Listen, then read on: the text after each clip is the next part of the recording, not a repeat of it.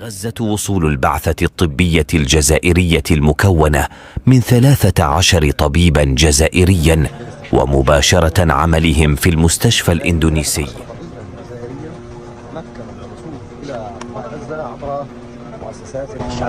دائما نتفق معه دائما في السعي وفي المحن وفي السراء والضراء. 13 طبيبا متخصصا سيتوجهون لمستشفيات الشمال لمداواة الشعب الفلسطيني، خاصة بعد نقص كبير وانهيار المنظومة الصحية واستشهاد عديد من الأطباء في قطاع.